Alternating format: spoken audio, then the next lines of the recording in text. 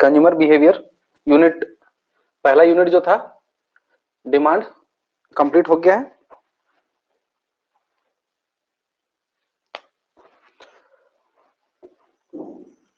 Consumer का behaviour,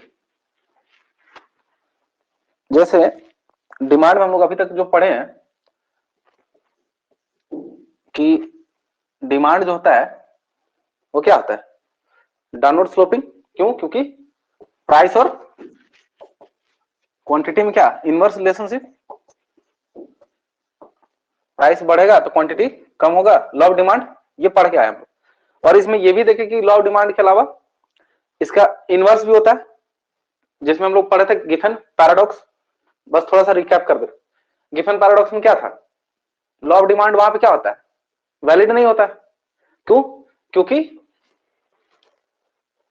Giffen paradox क्या था, कोई बता सकता है? इंफीरियर क्वालिटी का, क्या क्या बोलो। सर उसमें इंफीरियर क्वालिटी का गुड्स होता है, और जैसे ही हमारा इनकम राइज करता है तो हम लोग क्वालिटी प्रेफर करने लगते हैं कि बेस्ट क्वालिटी परचेस करेंगे। तो इसलिए उसमें मतलब रिलेशन जो होता है प्राइस और क्वांटिटी का, वो इनवर्स नहीं होता बल्कि पॉजिटिव रिलेशनशिप होता है। और थोड़ा सा और इसको एक्सप्लेन करो, क्या है जो बताए थे कि वो क्या इफेक्ट है, प्राइस इफेक्ट, कुछ सब्स्टिट्यूशन इफेक्ट, ये सब बताए थे। Yes sir. वो मेन तो वो बताना था, ये तो तुम बताइए, इसमें हाफ इसको बोल सकते हैं आंसर, क्लियर नहीं है कि इंफीरियर गुड्स। लेकिन क्यों होता है ऐसा कि इंफीरियर गुड्स में तुम बोली कि प्राइस और क्वांटिटी में डायरेक्ट रिलेशनशिप हो जाता है, तो क्यों होता है? हम लोग का इनकम बढ़ जाता है ना, तो हम लोग वो गिवन गुड्स को परचेज नहीं करते हैं। जब उसका प्राइस बढ़ता है तो हम लोग उसका क्वांटिटी डिमांडेड तभी बढ़ाते हैं, क्वालिटी के ऊपर फिर हम लोग जाते हैं। और सर हमारे पास सब्स्टिट्यूट होता है कि हम उसी इनकम में और उससे अच्छा क्वालिटी प्रेफर कर सकते हैं। अच्छा ठीक है, और टेक्निकल आंसर अगर इसका देना हो तो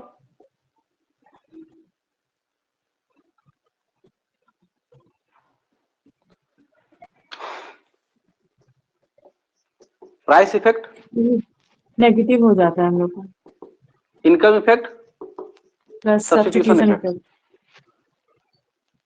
इसमें इनकम इफेक्ट तो नेगेटिव होता है, हाँ सब्स्टिट्यूशन इफेक्ट बोलते हैं हमेशा पॉजिटिव होता है, हाँ क्योंकि इसको क्वालिटी से मतलब नहीं, ये क्वांटिटी को देखता है। और ये क्या है, क्वांटिटी नहीं क्वालिटी को देखता है। तो हाई इनकम जब होता है हम लोग का, तो हम लोग क्या करते हैं, जो गिवन गुड्स होता है, जो इंफीरियर गुड्स होता है, उसको हम लोग क्या करते हैं, कम परचेज करते हैं। बस यहाँ पे दिक्कत क्या था कि जितना अगर इसको इसको अगर 50% से हम लोग बढ़ाते हैं, तो इसको हम लोग 60% से क्या करते हैं, गिराते हैं, डिक्रीज करेंगे। परसेंटेज वाइज हम बोल रहे हैं खाली। अगर इसको ऐसे नहीं बोल के अगर हम इसको ये बोले कि अगर 100% के अंदर रखना है हमको, मान लो तो 40% से अगर इसको हम बढ़ा रहे हैं तो 60% इसको क्या कर रहे हैं, गिरा रहे हैं। तो यहाँ पे डोमिनेट कौन कर रहा है, इनकम इफेक्ट। और क्योंकि क्योंकि इनकम इफेक्ट डोमिनेट करके जो ओवरऑल जो इफेक्ट है उसको क्या कर रहा है, नेगेटिव। और बोले थे कि कोई चीज अगर पॉजिटिव होगा तो इसका मतलब क्या है, ये टेस्ट बताए थे, ये टेस्ट है, अगर ये टेस्ट पॉजिटिव है तो इसका मतलब क्या होगा, फॉलो कर रहा है। और अगर ये नेगेटिव है तो फिर लॉ डिमांड कैंसिल हो जाएगा। हाँ कितना अच्छा से तो बताए थे, कैसे भूल गई। रिवीजन ना करने के नतीजे, side effects of not doing revisions, यही हो रहा है ना, रिवीजन नहीं किया जा रहा। और यही पूछेगा, ये थोड़ी पूछेगा दीदी बताइए तो कि क्यों होता है, और इतना सारा ज्ञान थोड़ी देंगे कि इनकम इंफीरियर इफेक्ट ऐसे वैसे। सिंपल बोलना है कि प्राइस इफेक्ट और इनकम इफेक्ट और सब्स्टिट्यूशन इफेक्ट में क्या रिलेशनशिप होता है।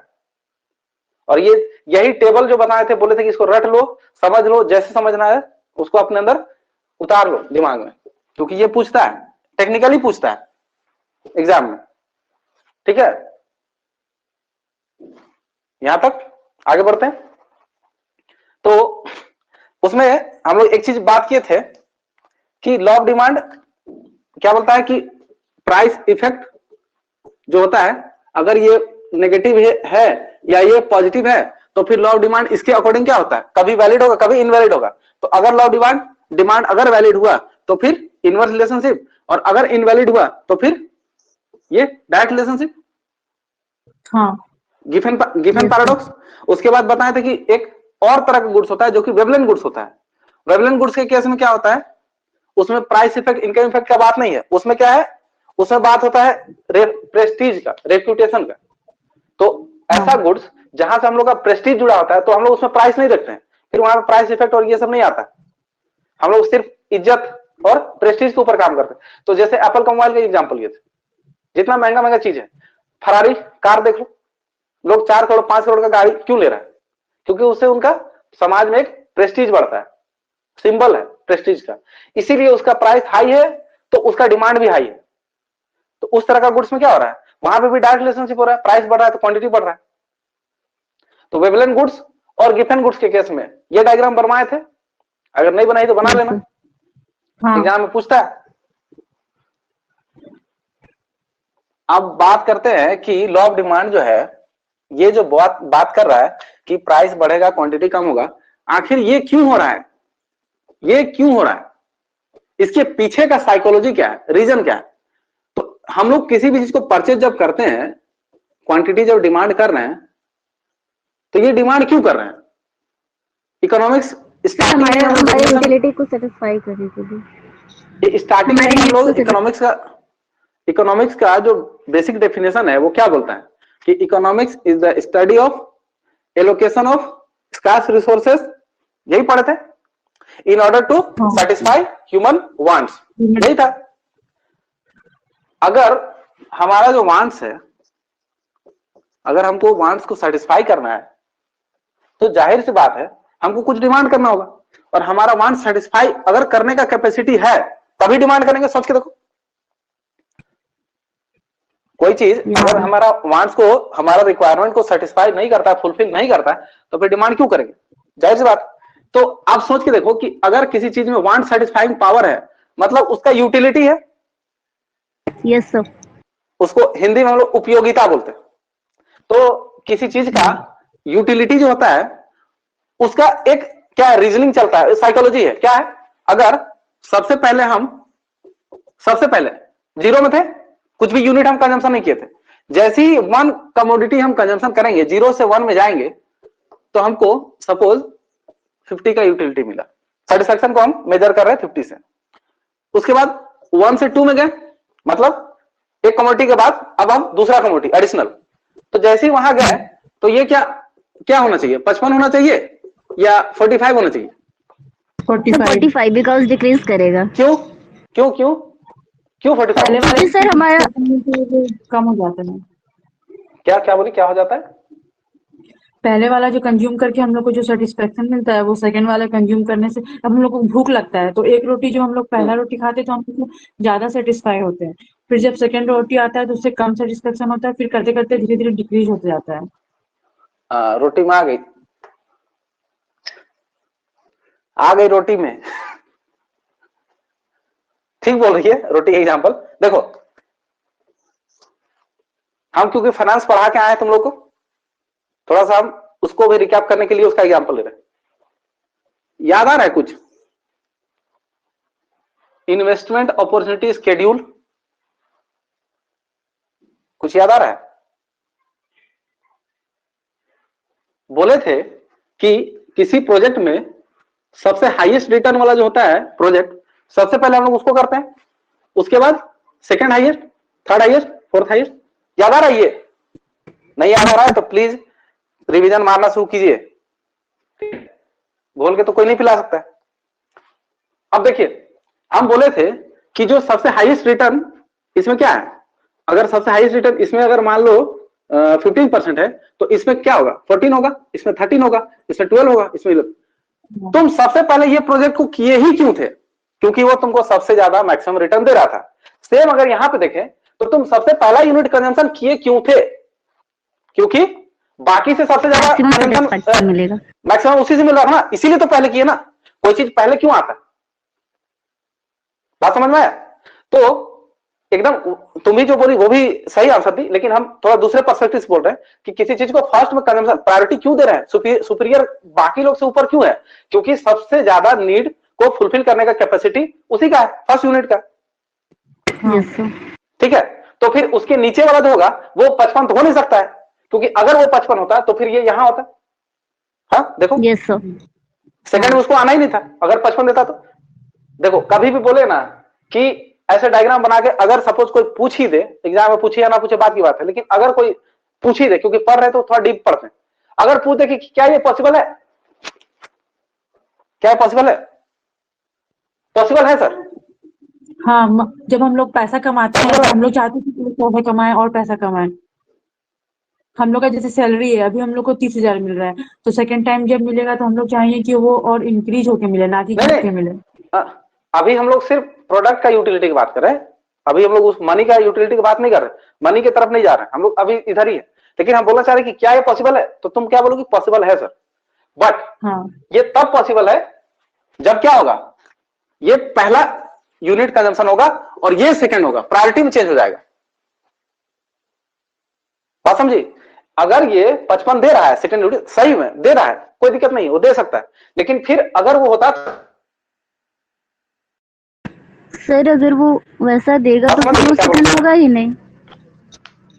वही हम समझाना चाह रहे हैं कि ये सेकंड यूनिट 55 दे सकता है, बट उसको फिर ऊपर रहना था, नीचे नहीं हो सकता है। तो फिर कायदे से देखा जाए तो क्या होगा, यहां पे 50 से कम वाला आएगा, लेस देन 50, 49 आएगा, 45 आएगा, बट 50 से ऊपर वाला नहीं आ सकता, इक्वल भी नहीं आ सकता, क्योंकि अगर इक्वल वाला होता तो ऊपर ही जाता, उससे कम का ही आएगा।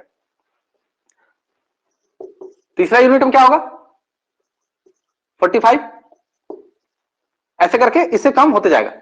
साफ साफ दिख रहा है कि जैसे जैसे हम लोग एडिशनल यूनिट कंजम्पशन बढ़ाते हैं, कंजम्पशन करते हैं, तो हमारा जो यूटिलिटी है वो क्या होता है, घटता है, मार्जिन यूटिलिटी रेट।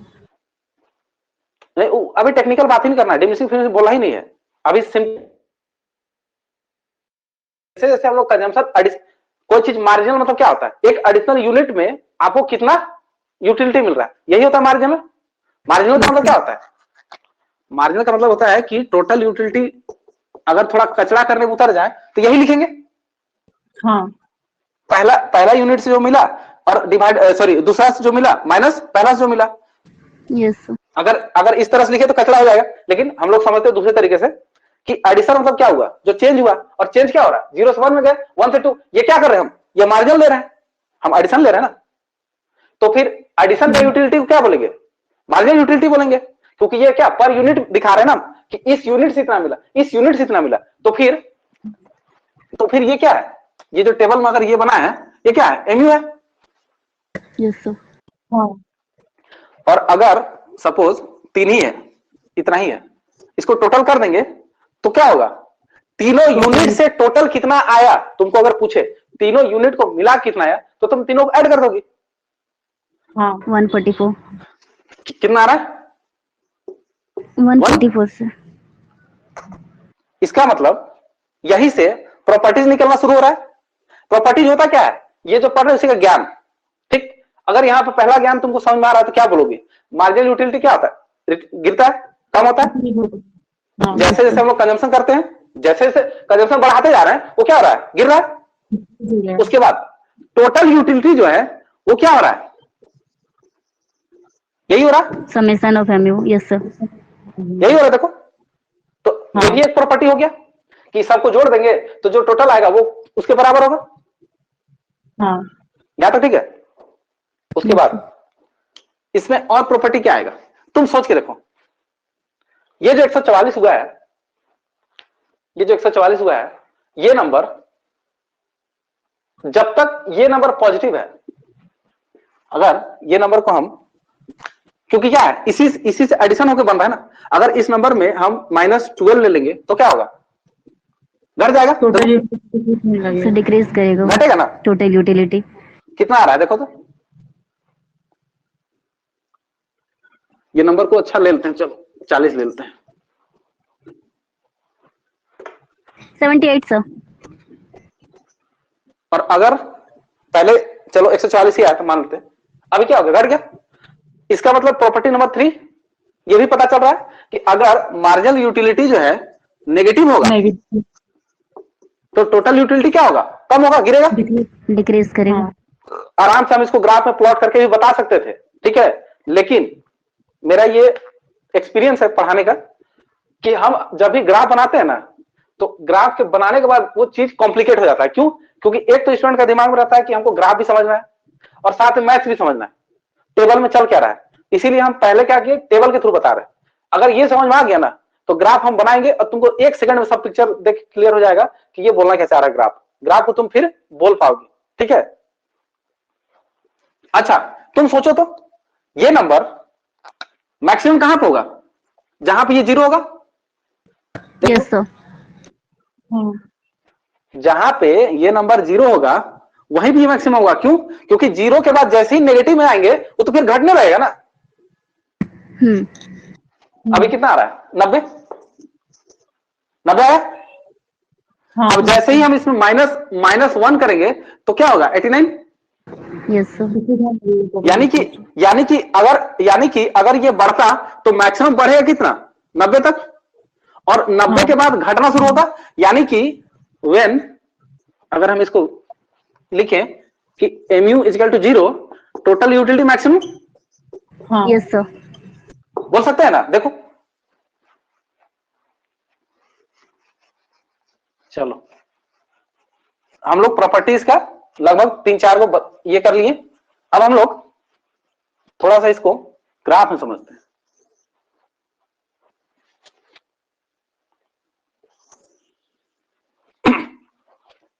क्या करना है, टोटल यूटिलिटी को बढ़ा रहे हैं, ठीक, टोटल यूटिलिटी को बढ़ा रहे हैं। ये क्यों बढ़ रहा है, क्योंकि मार्जिनल यूटिलिटी क्या है, अभी पॉजिटिव नंबर है, ठीक। और ये कहां पे मैक्सिमम हो रहा है, देखो मैक्सिमम मतलब इस पॉइंट पे कहीं पे, क्योंकि यहाँ पे अगर सपोज ये 50 है, ये 90 लिए थे, टोटल यूटिलिटी 90 लिए थे ना, ये सपोज 90 नंबर है यहाँ पे। अगर ये 90 है जो कि टोटल है, मतलब मैक्सिमम है, तो इसके बाद क्या होगा, गिरने लगेगा। Yes sir. अगर हम बोल दे कि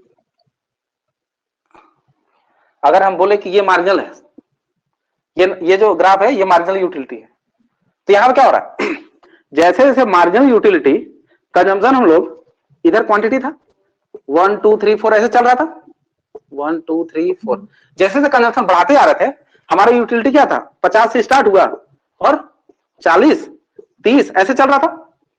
देख लो ऐसे करके ऐसे ही बनेगा जी, देखो। यानी कि जैसे जैसे कंजम्पशन हम लोग बढ़ाएंगे, हमको जो एडिशनल यूनिट से कंजम्पशन करने से जो सेटिस्फेक्शन मिलेगा वो गिरेगा। अभी तुम लोग बताइए, और गिरने के बाद एक टाइम के बाद 0 होगा, 0 हो गया, और जब 0 होगा तो फिर टोटल यूटिलिटी मैक्सिमम होगा। और जैसे ही वो 0 से इस एरिया में आएगा, नेगेटिव के एरिया में आएगा, तो फिर ये क्या होगा, धीरे धीरे डिक्रीज करेगा। अब तुम लोग एक चीज समझ में समझा हमको कि डिमांड ग्राफ भी तो ऐसे ही था। देखो, और क्यों था, हम लोग क्या बात किए थे कि प्राइस के बढ़ने से क्वांटिटी कम हो रहा था और गिरने से क्वांटिटी बढ़ रहा था। ये क्यों हो रहा था, यही बात कर रहा था ना। तो इसके पीछे का साइकोलॉजी क्या है, वो जो सेटिस्फेक्शन पावर, जो नीड जो था, वो नीड के कारण ही था ऐसा। देखो, अगर तुम जैसे जैसे डिमांड कर रही थी, डिमांड बढ़ा रही थी, अब तुम्हारा जो एडिशनल सेटिस्फेक्शन जो था वो क्या हो रहा था, डिक्रीज कर रहा था। यानी कि तुमको अब उसका इंपॉर्टेंस उतना नहीं था जितना, देखो ये इंपॉर्टेंस ही ना बता रहा है जी, इससे 50 का इंपॉर्टेंस मिला, इससे 40 का मिला, तो धीरे धीरे डिक्रीज कर रहा है ना। तो तुम अगर कोई चीज तुम्हारे लिए इंपॉर्टेंट उतना नहीं है, तो तुम क्या उसका प्राइस देने, जो पहले दे रही थी उतना देना चाहोगी सेकंड टाइम में? सोच के देखो तो, अगर इसका प्राइस कुछ है, 50 का प्राइस अगर 100 है, तो इसका प्राइस 90 ही होगा ना, सेकंड वाला का, उससे ज्यादा तो नहीं होगा, या उसके बराबर भी नहीं होगा, उससे तो कम होगा। क्योंकि रैशनल कंज्यूमर क्या चाहता है, वो चाहता है कि जितना हमको बेनिफिट मिल रहा है, हम या तो उसके इक्वल या उससे कम दे, उससे ज्यादा तो नहीं देंगे। नहीं। समझ में आ रहा होगा तुम लोग को कि प्राइसिंग जो है वो मार्जिनल यूटिलिटी के साथ डायरेक्टली कोरिलेटेड है।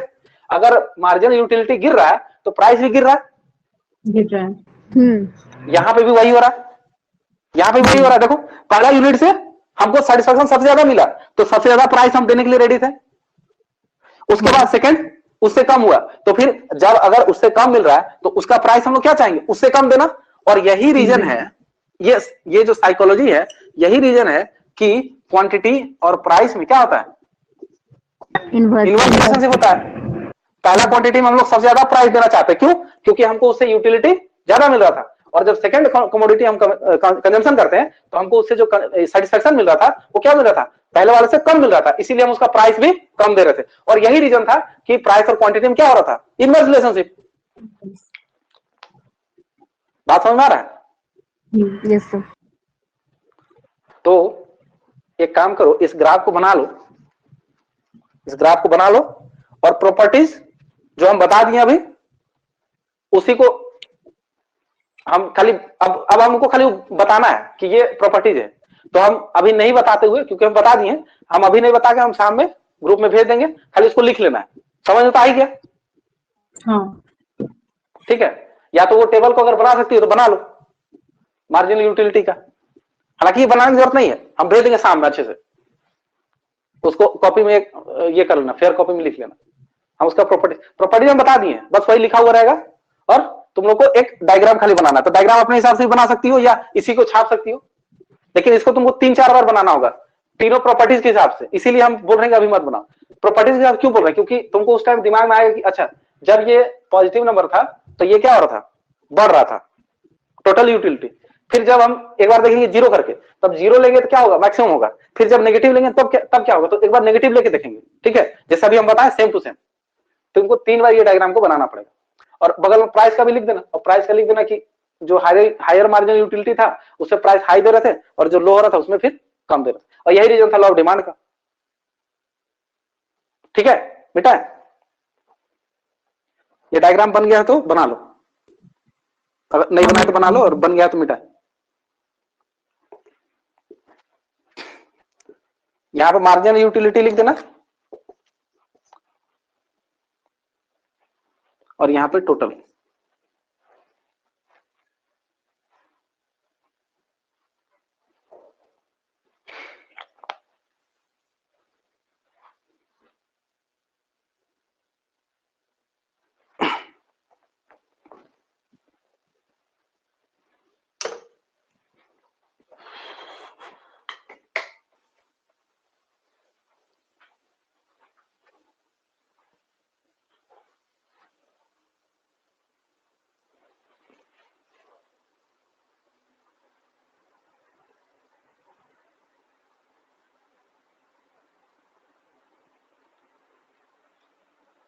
ठीक है बेटा, यस सर।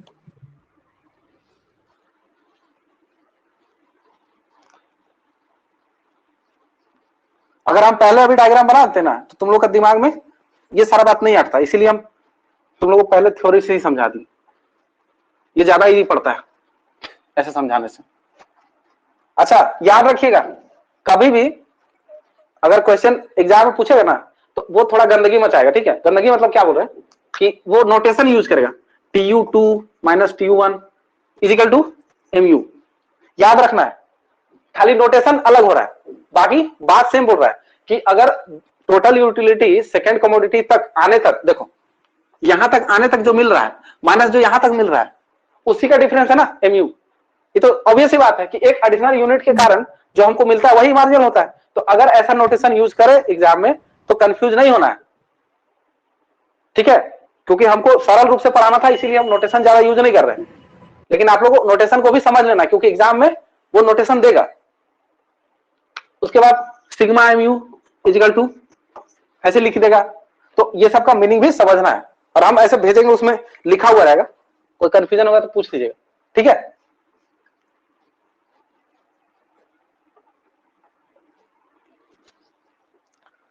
हाँ तो ज्यादा सिग्मा बोल रहे हैं। अरे क्या बोले, सबको वही आदत है, टेक्निकल तुमको बता दिए ना।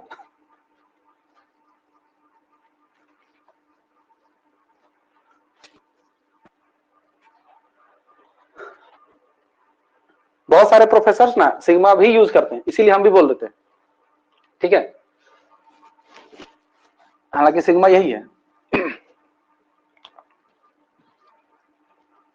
तो ये था LDMU, law of diminishing marginal utility.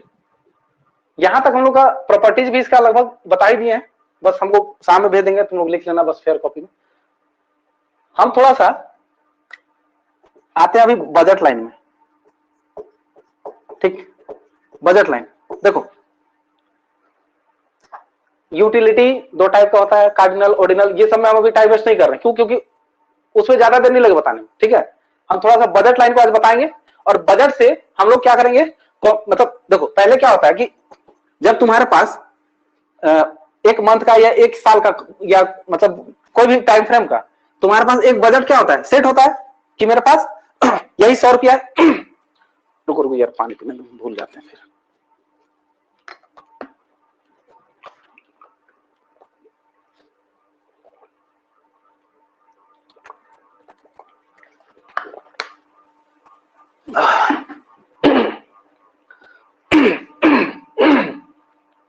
Sorry, हाँ। तो बजट में हम लोग क्या होता है, एक सेट बजट होता है फिक्स, कि हमको 100 रुपया मेरे पास है और इसी से हम लोग क्या करना है, कंजम्पशन करना है जो भी प्रोडक्ट। तो यहाँ पे स्टडी के लिए हम लोग मान के चलते हैं कि अगर सपोज करो कि एक ऐसा दुनिया है जहां पे सिर्फ दो ही कमोडिटी है, एक्स और वाई, ठीक है, तब क्या होगा? क्योंकि स्टडी को आसान, ऐसे तो तुम लोग आर्गुमेंट कर सकते हो कि इतना सारा प्रोडक्ट है, इतना सारा प्रोडक्ट में दो ही क्यों ले रहे, स्टडी करना है ना, थोड़ा सा उसको सिंप्लीफाई करने के लिए दो ही प्रोडक्ट लिया जा रहा है, ठीक है। तो मान के चलते हैं कि तुम्हारे पास एक गुड्स है, उसका प्राइस और क्वांटिटी ऑफ एक्स, एक्स है plus price of Y into quantity of Y.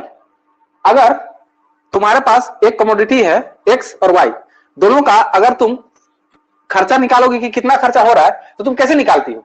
तुमको सपोज करो कि पीएक्स दिया हुआ है 10 रुपया और पीवाई दिया हुआ है 5 रुपया, ऐसे दिया हुआ रहेगा, क्योंकि प्राइस ऑफ कमोडिटी एक्स और वाई।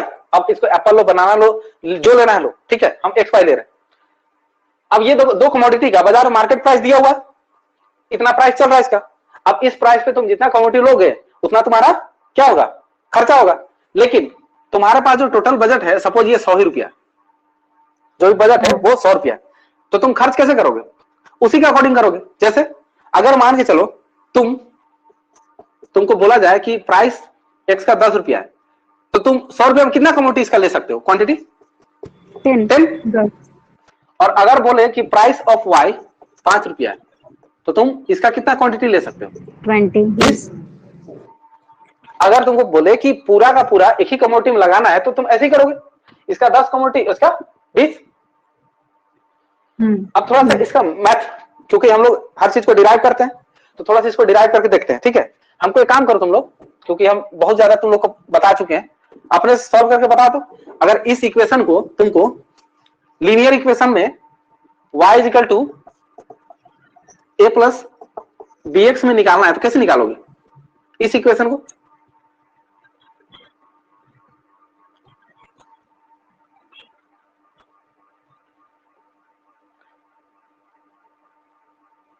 चलो हम y क्या है, x क्या है, ये भी बता देते हैं। हालांकि यहाँ पर लिख दिए हैं x और y, ठीक है, फिर भी हम वहां पे लिख देते हैं, यहाँ पे x और यहाँ पे y। नीचे क्या लेते हैं, x लेते हैं, ऊपर y लेते हैं, x क्वाड्रेंट और y।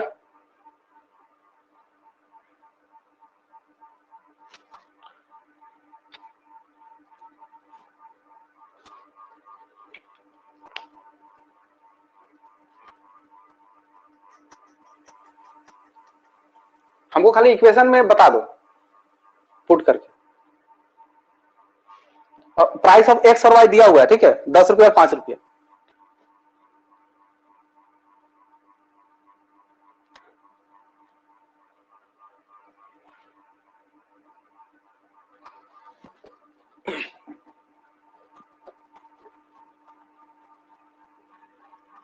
Sir 10x plus 5y is equal to 100। अच्छा, अपना आंसर अपने पास अभी संभाल के रखो, बाकी लोग को भी एक आध आंसर करने दो, उसके बाद देखते हैं।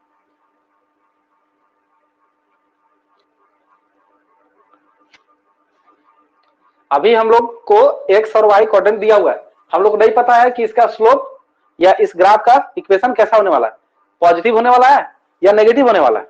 अब सब चीज यही से आएगा, ठीक है। और हम लोग कभी भी ग्राफ में क्या करते हैं, दो इंटरसेप्ट खोजते हैं और दोनों इंटरसेप्ट को क्या करते हैं, ज्वाइंट कर देते हैं, और ज्वाइंट करने से हमको पता चल जाता है कि इसका ग्राफ कैसा होने वाला है।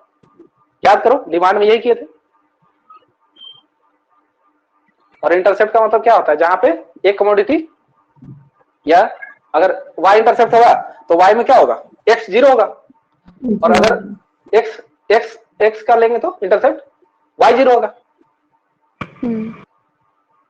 QY is equals to 20 minus 2QX.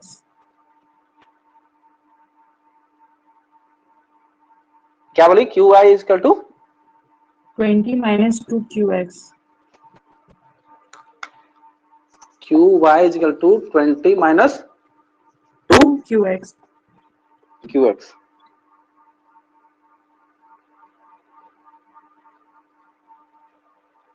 y का कितना था प्राइस, 5 रुपया।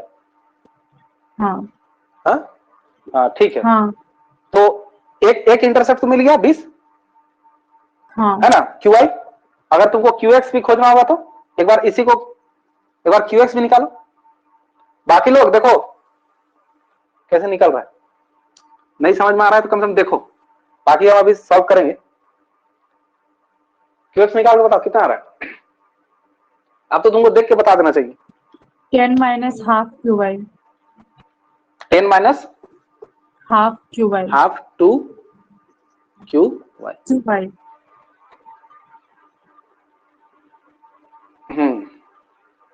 2 10 20 कर दी, हाँ ठीक है। देखो यहां पे दो इंटरसेप्ट पता चला, क्या, एक तो पता चला कि y का इंटरसेप्ट और एक x का इंटरसेप्ट। और दूसरी बात, अब ये स्लोप डाउनवर्ड होगा कि अपवर्ड होगा, ये कैसे पता चलता है, बताए थे, नेगेटिव का निशान है कि पॉजिटिव का निशान है। अगर ये पॉजिटिव होता तो फिर क्या होता, दोनों में डायरेक्ट रिलेशनशिप, हाँ और अगर ये नेगेटिव है तो फिर क्या है, दोनों में इनवर्स रिलेशनशिप। यानी कि दो इंटरसेप्ट, y इंटरसेप्ट कहां आएगा, यहां पे आएगा कहीं, यहां पे 20 आया, और x 10 है, यहां पे आएगा, अब दोनों को ज्वाइंट कर देंगे, डाउनवर्ड स्लोपिंग। यानी कि budget line downward sloping graph होता है। बाकी लोग को जिनको नहीं समझ में आया कि इक्वेशन निकला कहां से, अभी हम थोड़ा सॉल्व कर देते हैं उन लोग के लिए। चलो बोलते जाओ, तो तुम क्या क्या किए, तुम थोड़ा तुम ही से स्टार्ट करते हैं। 10QX. नहीं, price of x, quantity of x into की हाँ plus price of y into quantity of x is equal to, budget था 100 रुपया। हाँ अब क्या की तुम, अब PX और PY का वैल्यू पुट कर देना है। हमको y में इसको लाना है ना, तो ऐसे लिखेंगे, माइनस क्या लिखेंगे, PX into X. QX. QX। हाँ उसके बाद PY का वैल्यू y निकालना है, तो 100 minus PX divided by PY, ये होगा ना। हाँ हाँ इंटू QX. अगर हम इसको C लिख दे तो ये होगा कांस्टेंट। बजट को, चलो B लिख देते हैं, सबको C में थोड़ा सा कंफ्यूजन होगा। बजट फॉर B, समझ आ रहा जी, नहीं आ रहा तो इसको छाप लो। सर आ गया। बाप रे बाप, बहुत देर में आया क्या समझ में। नहीं सर आ गया। यही हो रहा ना। हाँ अगर तुमको पूछे कि इसका जो रिलेशनशिप है वो कहां से पता चल रहा है, ये नेगेटिव का साइन यही से ना पता चल रहा है, यानी कि डाउनवर्ड स्लोपिंग होगा। इसका स्लोप क्या होगा, स्लोप ये होगा। हाँ अरे भाई y equal to a plus bx, शुरू दिन से बताते जा रहा है कि b क्या है, यहाँ पर स्लोप है। स्लोप है। हाँ? और ये क्या होता है, x इंडिपेंडेंट फैक्टर, और y डिपेंडेंट फैक्टर, और a क्या होता है? इंटरसेप्ट। इंटरसेप्ट। अगर इतना नहीं समझ में आ रहा है तो तुम लोग पता नहीं रिग्रेशन कैसे पढ़ोगे। हम शुरू दिन से बोलते जा रहे हैं कि रिग्रेशन में ये सब आएगा भाई, लीनियर रिग्रेशन ही पढ़ना। तो यहां से अगर हम बोल लें कि ये बजट लाइन का अगर तुमको प्रॉपर्टी लिखने के लिए आ जाए, अभी यहीं से प्रॉपर्टी भी आएगा अगर लिखने, तो क्या क्या लिखोगी? Budget line is a downward sloping curve graph, यहीं से पता चल गया। दूसरा, इसका स्लोप क्या होगा? px बाय py, यही स्लोप होगा जी। यहां पे ये प्राइस के टर्म में बता रहा है।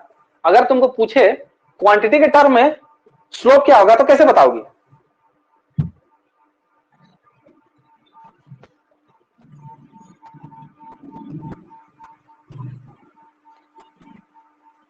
दिमाग कोई लगाने वाला नहीं है, फिर बोलती है तुम लोग कि सर आप, जैसे QY निकाले हैं वैसे PY निकालेंगे। तुम लोग बोलती है कि सर आप पूछते नहीं है। नहीं पूछने का रीजन यही है, पूछने लगते हैं तो कोई जवाब ही नहीं देता है, अब बहुत कोई माथा पटकने लग जाता है। थोड़ा सा इंटरसेप्ट निकालने को बता देते हैं। QXY QY वहां पे आएंगे, रुक जा। अभी पहले यहीं पे रहते हैं। अभी जो 20 और 10 आया, पहले बाकी लोग का दिमाग में ये सेट नहीं किया होगा, उसका थोड़ा सा बता देते हैं कि PY क्या था? 5 था ना? हाँ। अगर PX यहाँ पे 10 है इंटू QX प्लस ये 5 इंटू QY इजिकल टू 100 है, ठीक। उसके बाद इसको हम लोग, क्योंकि y is equal to a plus px के फॉर्म में डालना है, तो y को हमको क्या करना होगा? इधर निकालना होगा और x को उधर ले जाना होगा। तो 5 QY is equal to 100 minus 10 QX, यही होगा। उसके बाद QY is equal to 100 minus 10 divided by यहाँ भी 5 एक बार होगा और यहाँ भी 5 होगा। देखो तो फिर क्या आएगा? 20 माइनस 2 QX, ये हो गया इसका इक्वेशन। तो इसी को बोलते हैं क्या? इंटरसेप्ट। तो ये तो निकल गया y का, उसी तरह से x का भी निकाले होंगे, और x का निकाले होंगे तो कितना आया? 10 आया। अब बाकी चीज आप लोग अपने से कर लीजिएगा, ज्यादा हम भी करके टाइम वेस्ट नहीं करेंगे। जिनको इतना में समझ नहीं आया तो वो आगे भी समझ नहीं आएगा, क्योंकि अपना दिमाग और कलम दोनों चलाने से समझ में आएगा, ठीक है। तो हम यहाँ पे बोल सकते हैं कि px और py क्या है? 2 है। और लीनियर इक्वेशन में हम बात किए थे, शुरू दिन से बात कर रहे थे कि लीनियर इक्वेशन लीनियर है ही क्यों? क्योंकि इसका स्लोप क्या है? कांस्टेंट है। जिस दिन उसका स्लोप चेंज होने लग जाएगा तो फिर क्या होगा? उसका ग्राफ कांस्टेंट या लीनियर नहीं हो सकता है। फिर वो क्या होगा? अगर चेंज होने लगेगा तो या तो वो ऐसे चला जाएगा या तो वो इस तरह से ऐसे आ जाएगा, मतलब उसका जो कर्व है वो चेंज होने लग जाएगा। यहां तक बात किए थे।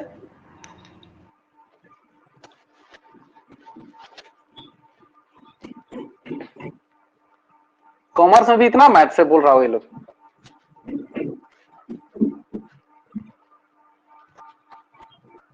यहां पे 20 आया था, यहां पे 10 आया था, और इसका स्लोप क्या आया? 2 आया, -2, -2 आया। जाहिर बात है हम नेगेटिव नहीं लिख रहे, क्योंकि यहाँ पे डाउनवर्ड स्लोपिंग ग्राफ है तो स्लोप तो नेगेटिव ही होगा, इसीलिए डाउनवर्ड स्लोपिंग हुआ। और यहीं पे px इजिकल टू py भी लिख सकते। अब इसी ग्राफ को अभी हम लोग क्या इसका प्रॉपर्टी डिराइव करेंगे, कैसे करेंगे देखते हैं। इक्वेशन आ गया, हम अभी खाली इक्वेशन लिख रहे हैं।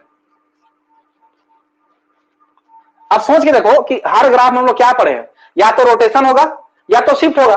यहां पे भी ग्राफ में शिफ्ट और रोटेशन हो सकता है। कैसे होगा? कितना था जी? 20 माइनस 2 QX ना, QX, हाँ यही आया था। अब सोच के देखो कि ये क्यों आया था 20 माइनस 2x। बजट कितना था? बजट कितना था? 100 रुपया। बजट को 200, चलो 200 करते। बजट को 200 करके देखो तो इस इक्वेशन को साइड में रखते हैं, ठीक है। QY equal to 20 minus 2 QX। ये हो गया इक्वेशन नंबर 1। एक बार रिलेशनशिप बजट का चेंज करके देखो तो 200 हो रहा है, कितना आ रहा है?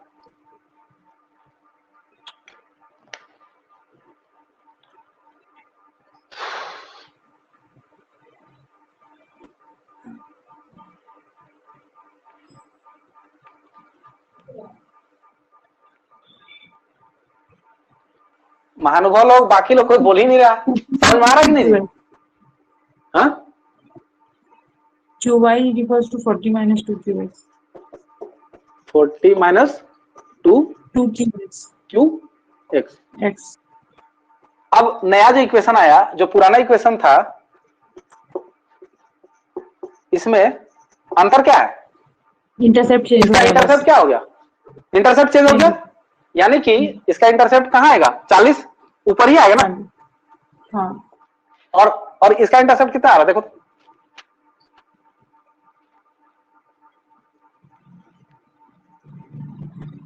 इसका QX कितना आ रहा है? अरे QX कैसे निकालते हैं, बाकी लोग समझ में आ रहा है ना? इसको उधर कर दिए, इसको इधर कर दिए, ऐसे नहीं किए होंगे? 20 minus half QY, यानी कि इसका इंटरसेप्ट यही है 20। अच्छा, यहां पे दोनों का स्लोप जो है वो कितना आ रहा है? 2 ही आ रहा है। हाँ। कभी भी ये बेसिक मैथ्स हम लोग पढ़े हैं, याद नहीं होगा, हम बस रिमाइंड करा रहे हैं। कभी भी दो लाइन जो होता है ना, अगर उसका स्लोप इक्वल है तो दोनों लाइन पैरेलल कहलाता है। और ये इसलिए बता रहे हैं, इसलिए बता रहे हैं क्योंकि अगर कल को एग्जाम में पैरेलल शिफ्ट अगर वर्ड दे दे या अनपैरेलल शिफ्ट दे दे और पूछे कि स्लोप दोनों का इक्वल है, तो महानुभव लोग वहां पे मैथ्स थोड़ा सा काम आएगा। ठीक है, तो याद रखिएगा ये चीज कि अगर किसी भी दो लाइन का स्लोप जो होता है अगर वो इक्वल हुआ तो दोनों क्या होगा? पैरेलल शिफ्ट करेगा। और याद रखिएगा एग्जाम में शब्दों के साथ खेलता है, वो फिगर बना के ऐसे नहीं पूछने वाला है। पूछ दिया तो फिर अच्छा बात है, इजी है। लेकिन अगर इसी चीज को वर्ड्स में, सेंटेंस में पूछ दिया तो फिर पैरेलल और अनपैरेलल में आदमी कंफ्यूज होकर रह जाएगा, उसको पता ही नहीं कि स्लोप अगर इक्वल है तो क्या होता है। तो इतना सा बेसिक मैथ्स आप लोग से एक्सपेक्टेड है कि पीजी के स्टूडेंट है तो 6 क्लास का मैथ्स तो याद ही होगा, और ये 6 क्लास का ही मैथ्स है। पैरेलल शिफ्ट ये सब जो लाइन जो पढ़ते थे हम लोग उस टाइम वहीं पढ़ाई होता था। ठीक है, तो दोनों का स्लोप क्या है? क्योंकि इक्वल है, इसका भी 2 है, इसीलिए दोनों पैरेलल है, दोनों जाएगा एक साथ। जैसे रेलवे का पटरी, दोनों क्या होता है? पैरेलल होता है ना, उसका डिस्टेंस हर बार उसका डिस्टेंस क्या होता है? इक्वल होता है। और इसमें भी पैरेलल है इसीलिए क्योंकि इसका डिस्टेंस इक्वल है और इसका स्लोप भी इक्वल है। कितना अच्छा, अब देखो हमको क्या पता चला? लाइन क्या हो गया? बजट लाइन शिफ्ट कर गया। औकात जैसे ही बढ़ा, औकात पहले 100 का था, अब औकात बढ़ गया। तो औकात जैसे ही बढ़ता है, इक्वेशन में अगर देखे मैथ्स की तरफ से तो हमारा रिलेशनशिप चेंज हो गया ना। देखो इंटरसेप्ट चेंज हो गया तो रिलेशनशिप चेंज हो गया। रिलेशनशिप चेंज हुआ ना, यहां से भी देखो और यहां से भी देखो, इंटरसेप्ट यही है ना, मेन रिलेशनशिप यही बनाता है। अब तुम सोचो कि अगर रिलेशनशिप चेंज होता है तो डिमांड कर्व में भी हम लोग पढ़े थे कि उसको रोटेशन बोलते हैं या शिफ्ट बोलते हैं? तो शिफ्ट होगा ना, शिफ्ट बोलते हैं। यहाँ पे क्या हो रहा है? राइटवर्ड शिफ्ट हो रहा है या लेफ्टवर्ड हो रहा है? राइटवर्ड हो रहा है, राइट। क्योंकि जब बताए थे ये, अगर ये इसको बोले इंक्रीज तो इंक्रीज ही हो रहा है। देखो बजट क्या हो रहा है? 100 से 200 हो गया तो इंक्रीज हो गया। और इंक्रीज कोई चीज होता है तो जीरो के राइट साइड जाएगा ना, यहाँ पे जीरो है, इसके राइट साइड जाएगा, मतलब क्या? इंक्रीज हो रहा है। और अगर यहाँ पे बोले कि बजट अगर घट गया, इसको कर दे अगर 50, तो फिर अनुमान से बता सकती हो तो कि ये क्या होगा? पक्का इधर गिरेगा, लेफ्ट साइड। और अगर इसका स्लोप इक्वल हुआ, जो कि होगा ही, तो फिर ये भी पैरेलल शिफ्ट होगा। ठीक है, ये वर्ड को याद रखना, एक एक वर्ड पे भी क्वेश्चन गलत होता है नेट का एग्जाम में। अच्छा, ये तो हो गया पैरेलल। तो property number 1 budget line downward sloping होता है। प्रॉपर्टी नंबर 2 बजट लाइन का जो कर्व, जो स्लोप होता है वो क्या होता है? px by py। अभी हम लोग प्राइस की तरफ से देखें, क्वांटिटी की तरफ से नहीं देखें। ठीक है, क्यों बोल रही है बात बताते हैं।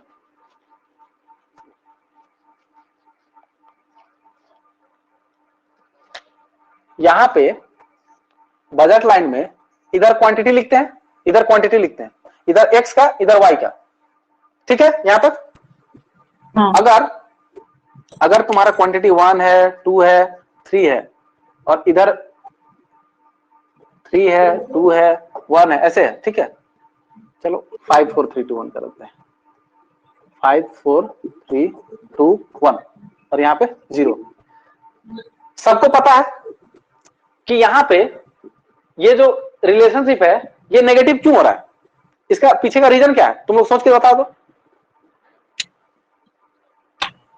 कोई भी एक कमोडिटी हम लोग, वो जो बजट के अंदर हम लोग कोई भी एक कमोडिटी हम लोग यूज कर रहे हैं, वो ज्यादा यूज कर रहे हैं, सेकंड कम यूज कर रहे हैं। क्यों? सर बिकॉज हमारा जो दोनों का, अगर किसी भी एक को अधिक कंज्यूम करेंगे तो दूसरा को घटाना पड़ेगा। क्यों क्यों? क्योंकि हम लोग का बजट क्योंकि सर बजट लिमिटेड है। बस बस बस वही सुनना चाह रहे थे, ड्यू टू बजट।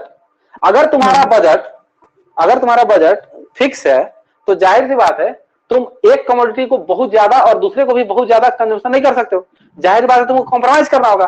और यही रीजन है कि मैथ्स क्या बता रहा है, यहाँ पे दोनों में नेगेटिव रिलेशनशिप है कि अगर क्वांटिटी ऑफ एक्स बढ़ाएंगे तो क्वांटिटी ऑफ वाई को क्या करना होगा, सेक्रीफाइस करना होगा, सेक्रीफाइस करना होगा। हाँ। अच्छा, अभी तुम लोग क्या बोली कि क्वांटिटी ऑफ एक्स को अगर बढ़ाएंगे तो क्वांटिटी ऑफ वाई क्या होगा, सेक्रीफाइस होगा।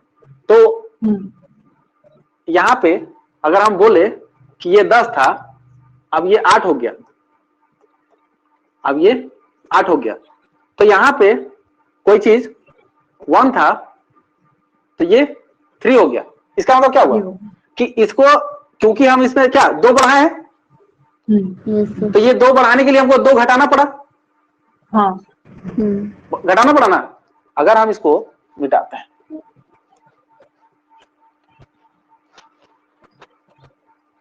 अगर हम इसको बोले कि सेक्रीफाइस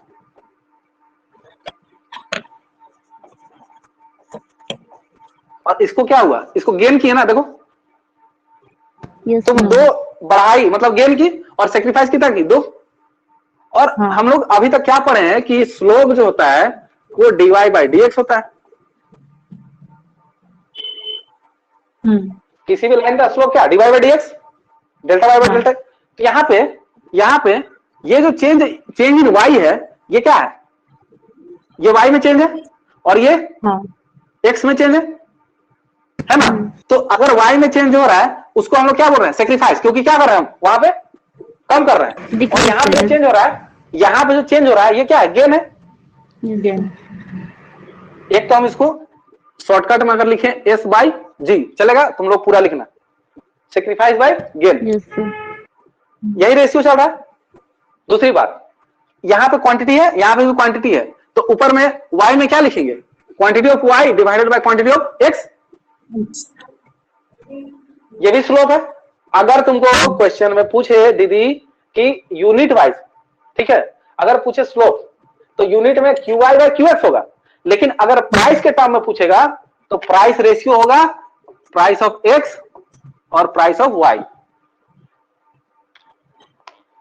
अभी हम लोग स्लोप यही नहीं निकाले जी फॉर्मूला के हिसाब से। प्राइस के टर्म में अगर पूछे तो ratio price of x price of y होगा, और वहां पे पूछे तो क्वांटिटी ऑफ y। अच्छा ऐसा क्यों हो रहा है, ऐसा क्यों हो रहा है, सोच के बता।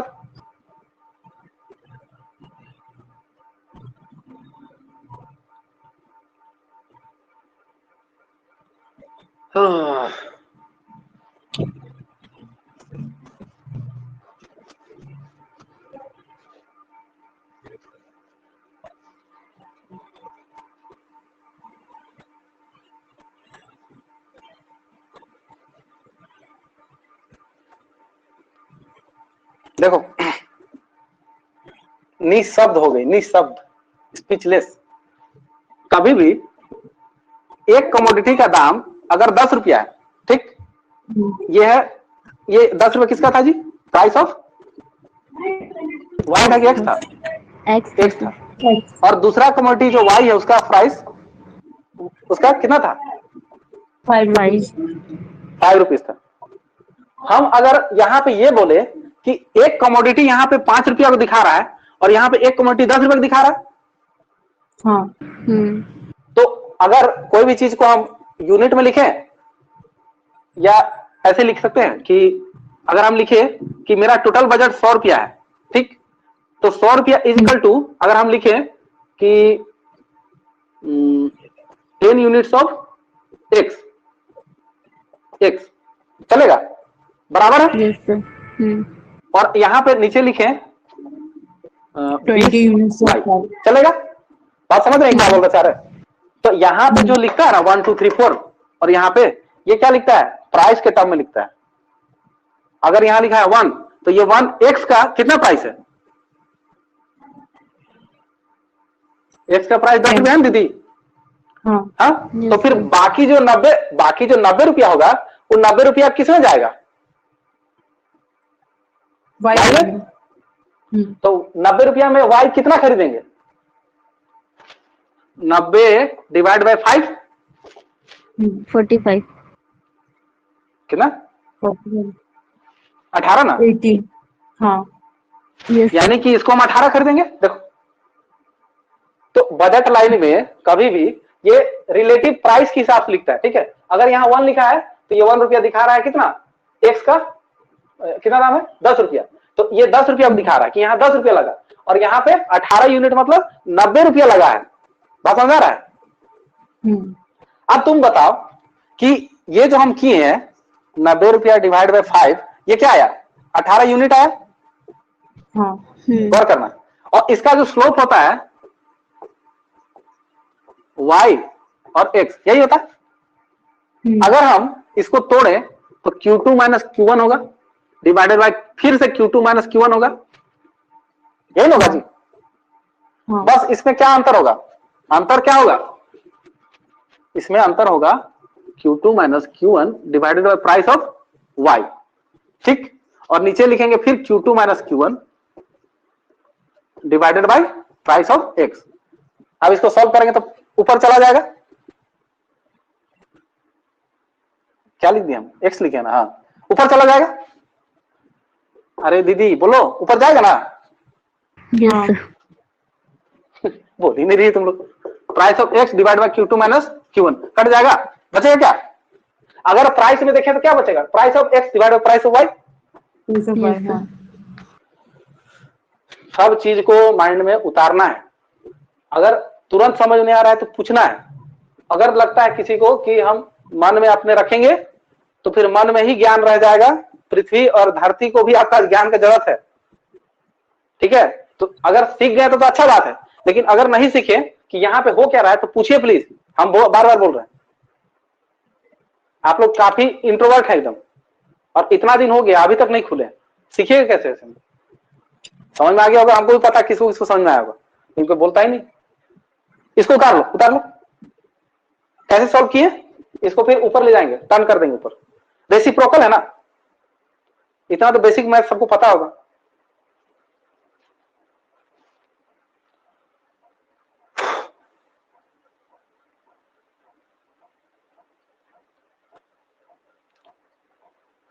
अच्छा तुम लोग सोचो तो एक चीज और, यहाँ पे जो Q2 माइनस Q1 है और जो Q2 माइनस Q1 है ये दोनों चेंज कैसा होगा। याद करो कि यहाँ पे हम बताए थे कि ये 10 यूनिट ये 8 यूनिट था। अच्छा चलो उधर से नहीं जाते, उधर जाएंगे तो और लेंदी हो जाएगा, फिर हमको एग्जांपल में लेना पड़ जाएगा same to same quantity price. इसको उतार लो।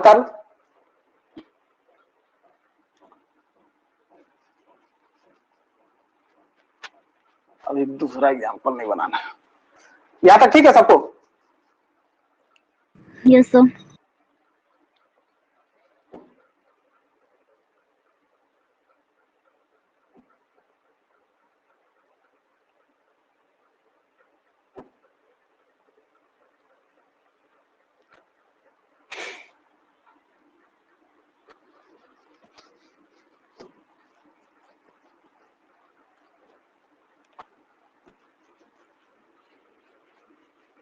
तो क्वांटिटी टू क्वांटिटी अगर स्लोप पूछेगा तो क्या होगा, Q Y by Q X, ठीक। हाँ और क्यों होगा? क्योंकि बजट लाइन हमेशा क्वांटिटी के ऊपर बनता है, और क्वांटिटी के ऊपर बनता है तो जाहिर बात है यहाँ पे dy/dx जब लेंगे तो क्वांटिटी ही लेंगे, और y लेंगे तो क्वांटिटी ऑफ y लेंगे, और x लेंगे तो क्वांटिटी ऑफ x लेंगे, इसीलिए quantity of x by quantity of y हो जाएगा। लेकिन जब प्राइस लेते हैं तो फिर प्राइस का रेसिप्रोकल हो जाता है, क्योंकि प्राइस क्या है? डिवीजन में आता है ना, डिवाइड करके निकालते हैं। अच्छा,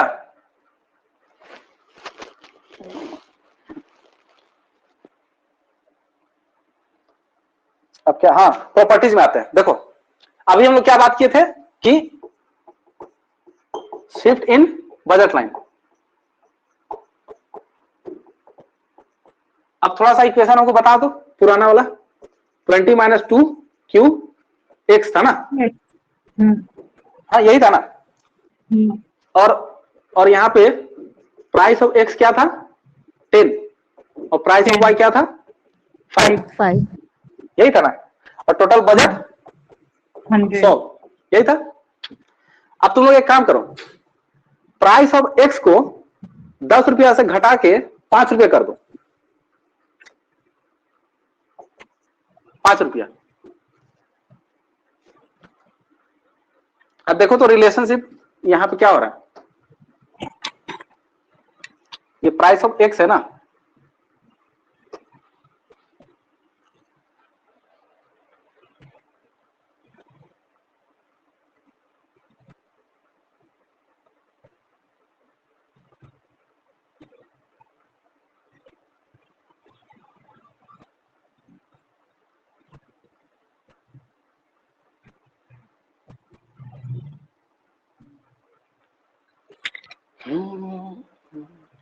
QY is equal to 20 minus 1/5 QX. 1Q कितना कितना 20 minus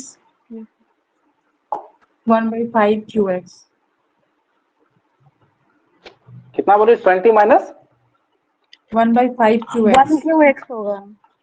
1QX होगा। अरे बाकी लोग अंदर ही अंदर बोलती है, जोर से बोलो, क्या बोल रही है?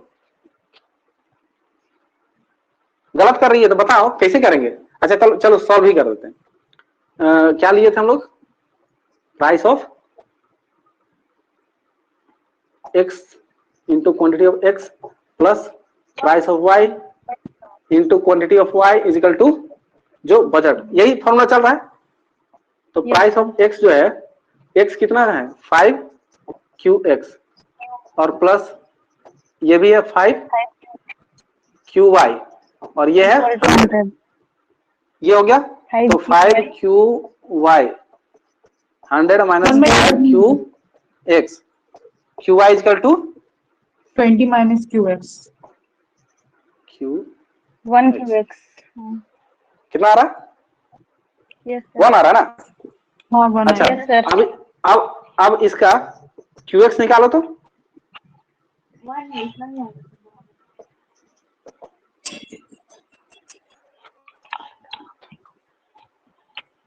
20 minus QY. QX कितना? 20 माइनस QY आ रहा है ना? अच्छा यानी कि 1 आ रहा है ना, 1 कमोडिटी ना? हाँ. Yes sir. एक काम करते हैं, हम क्या किए हैं, प्राइस X का कम किए हैं। तो पहले हम लोग जब प्राइस X का 10 था तो खरीद रहे थे 10 कमोडिटी। अच्छा इसका इंटरसेप्ट कहाँ आया था जी, एक बार बोलो तो। 20 Y का कहाँ था? 20. Y का 20 था, इसका 10 था। हम इक्वेशन सही लिखे ना, पिछला बार वाला रिलेशनशिप सही लिखे है ना, ये 20 माइनस यही था ना? हाँ. Yes sir. ठीक है। अच्छा उसके बाद अब क्या हुआ, X का प्राइस कम हो गया, X का प्राइस कम हो गया, तो X का इंटरसेप्ट कहाँ आ रहा है? 20 माइनस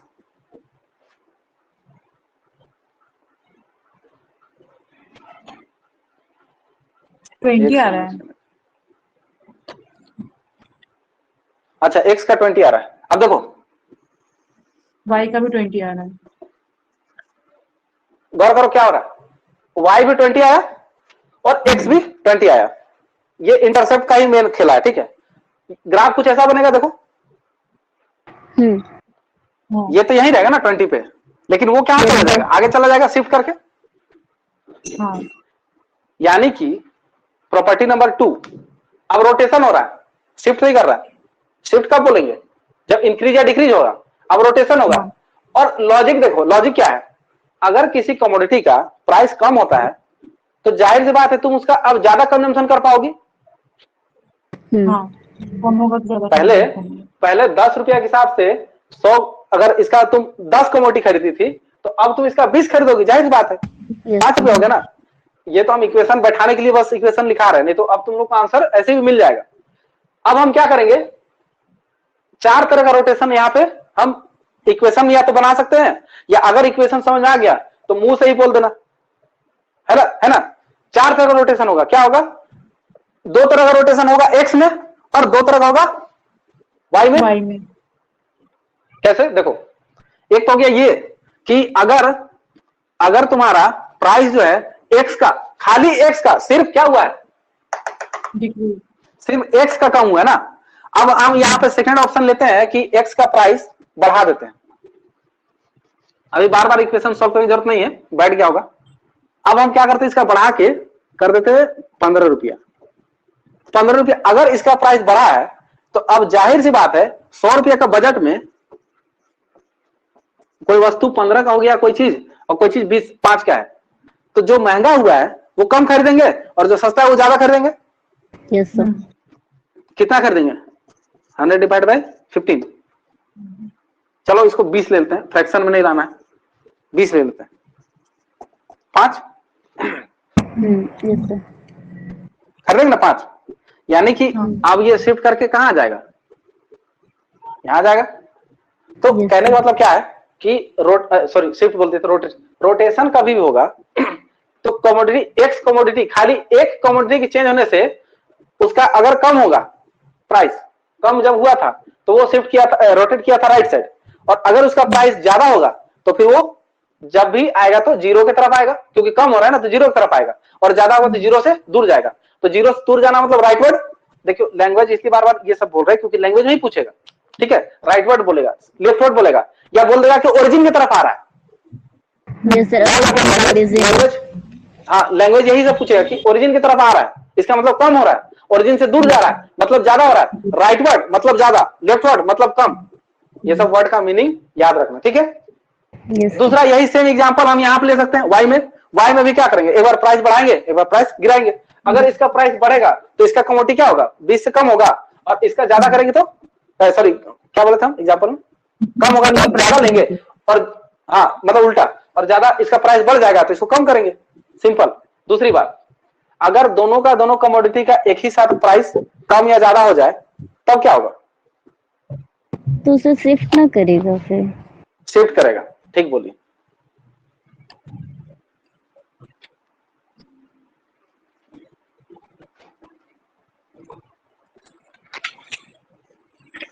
अगर एक साथ दोनों का दोनों कमोडिटी का प्राइस कम होगा तो शिफ्ट करेगा, क्यों? क्योंकि हमारा इनकम क्या हो जाएगा, बढ़ गया ना, क्योंकि प्राइस दोनों का कम हो गया, तो दोनों का कम होगा तो दोनों का बढ़ाएंगे, ठीक है। एक में चेंज होने से रोटेशन होगा और दोनों में चेंज होता है तो फिर हम लोग का शिफ्ट। हाँ शिफ्ट करेगा, और इनकम में भी चेंज होने से शिफ्ट करेगा।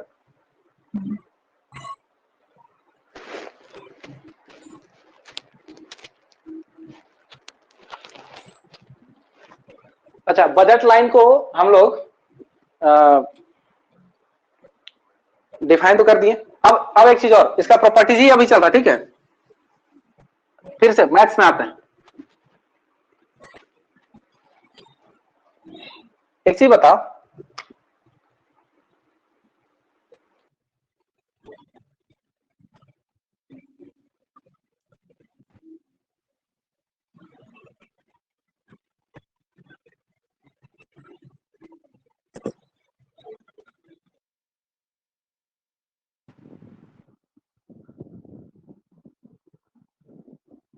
समझ आ रहा है?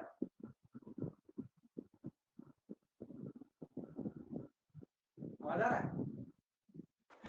नहीं भैया, सर स्लो आ रहा नहीं है। आ रहा? अब आया सर। ठीक है, तो हाँ देखो, बजट लाइन ये है, अगर तुमको बोले कि तुम्हारे पास टोटल 100 रुपया है, तो तुम क्या बोलोगे कि 100 रुपया या 100 रुपया से कम कब का मेरा औकात है? हम लोग औकात ऐसे नहीं बोलते हैं जी कि मेरा औकात 100 रुपया तक का है। जब हम लोग तक बोल देते हैं तो फिर ये पूरा एरिया आता है उसके अंदर, ये पूरा एरिया आएगा। लेकिन इसके बाहर जब एरिया कोई पॉइंट अगर आएगा, पॉसिबल है?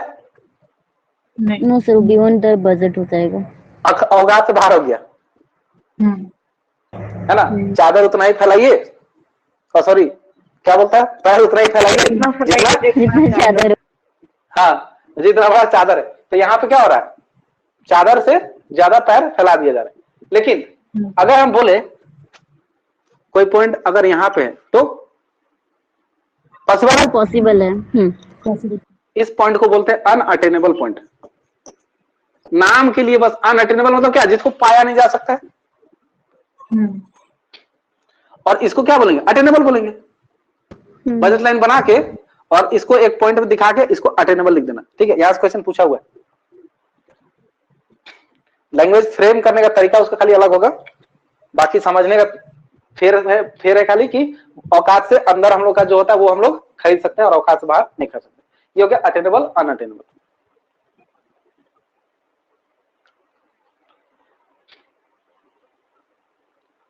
ठीक है। अब एक चीज बताओ, कोई आदमी अगर इस पॉइंट पे है, इसका मतलब क्या हुआ, उसका ये 2 है और ये सपोज ये भी चलो 2 है, ठीक है। हम मान के चल रहे हैं कि उसका बजट 100 है, ठीक है। टोटल बजट है 100। अगर इसको 100 रुपया खर्च करना है तो इसको एक कम्युनिटी कॉम्बिनेशन अगर डिफरेंट डिफरेंट बनाएगा तो कितना का बनेगा? अगर ये कितना था 2 इंटू, अरे ये कितना रुपया लिए थे, एक्स को कितना लिए थे और वाई कितना लिए थे, बोलो। 10 and 5, एक्स 10 था और 5, इसको 10 और इसको 5 लिए था ना, तो 2 इंटू 10 करेंगे प्लस 2 इंटू 5 करेंगे, कितना आ रहा है देखो तो, 30 रुपया आ रहा है। 30 रुपया आ रहा है। अगर तुम सोच के देखो, तुम्हारा औकात कितना का था, 100 रुपया का, और तुम खर्चा कितना किए हो, 30 रुपया।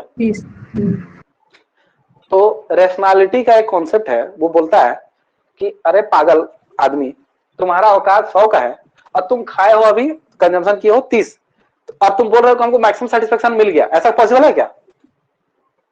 अगर तुमको देखा जाए तो ये अंडर यूटिलाइज है।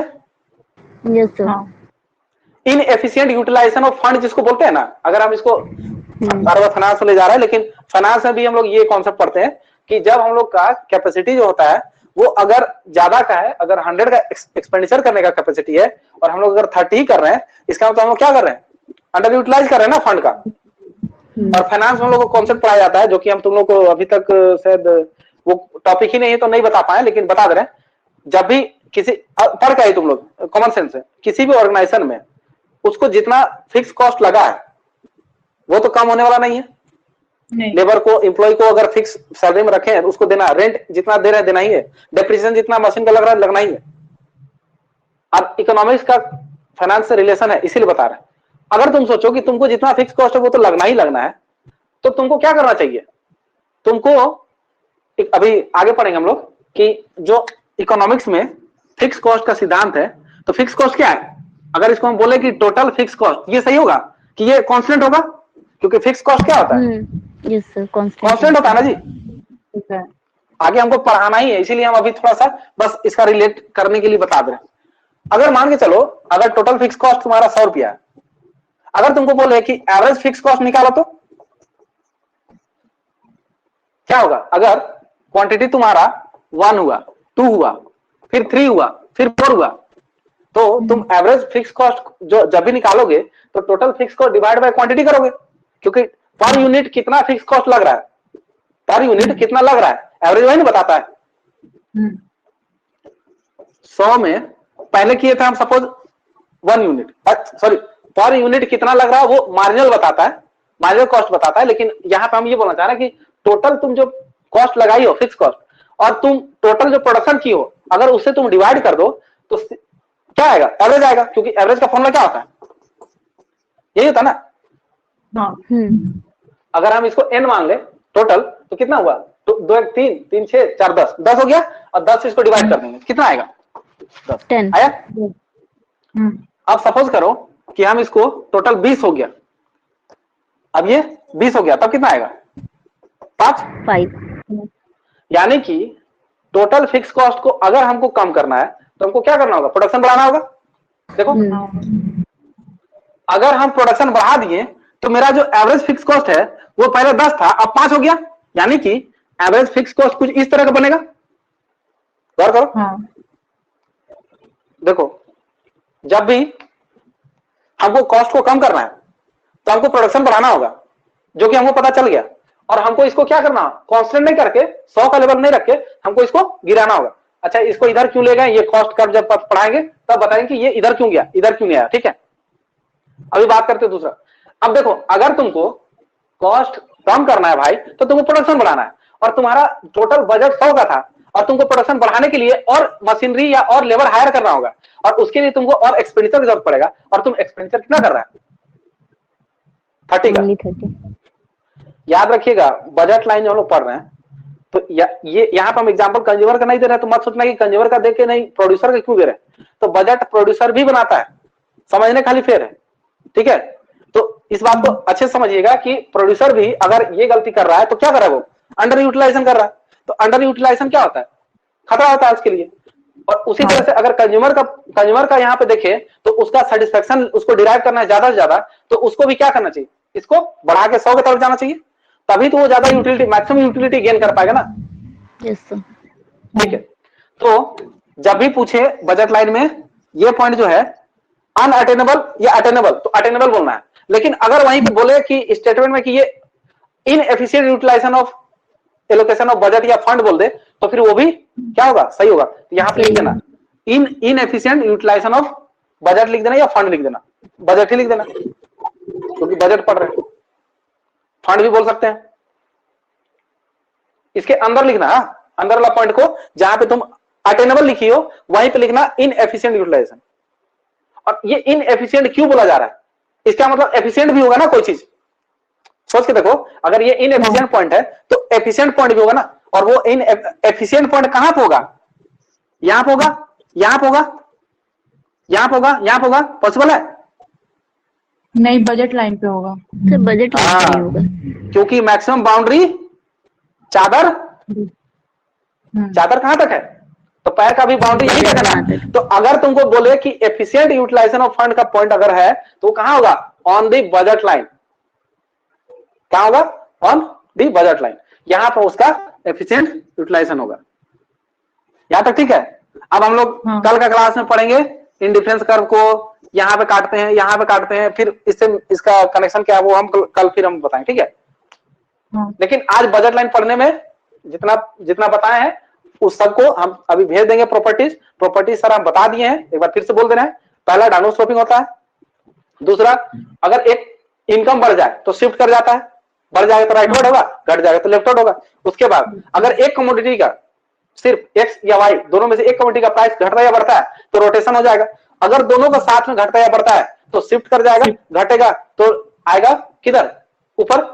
अगर प्राइस घटेगा तो क्वांटिटी राइटवर्ड शिफ्ट होगा, और प्राइस बढ़ जाएगा तो लेफ्टवर्ड ओरिजिन की तरफ आएगा। ये भी बता दिए। उसके बाद उसका जो क्या बोलते हैं स्लोप है, स्लोप कैसा होगा? पीएक्स बाय पीवाई, यानी कि उसका प्राइस रेशियो होगा। प्राइस रेशियो भी बोल देगा, याद रखिए स्टेटमेंट में ना वो घुमा के पूछता है, पीएक्स बाय पीवाई नहीं लिख के प्राइस रेशियो बोल देगा। तो समझ जाना है कि PX by PY common sense ratio ही तो हो रहा था। यहां तक ठीक है? स्लोप। उसके बाद उसके बाद बजट लाइन डाउन स्लोपिंग बता दिए। और क्या था इसमें जो इंपॉर्टेंट था? अटेनेबल अनअटेनेबल, ये भी इसका प्रॉपर्टी के अंदर ही आता है। एफिशिएंट यूटिलाइजेशन ये भी आता है। उसका एफिशिएंट यूटिलाइजेशन कहां होगा? On the budget line. और उसके अंदर इनएफिशिएंट और अटेनेबल और अनअटेनेबल, तो बाहर होगा तो अनअटेनेबल है, मतलब हम लोग का भाषा में बोले तो पहुंच से बाहर, औकात से बाहर। और उसके अंदर है तो औकात के अंदर है। ठीक है। हाँ यस सर। तो सबको बहुत बहुत शुक्रिया, धन्यवाद, कल मिलते हैं। Thank you sir. Sir, thank you sir. Thank you sir. भैया।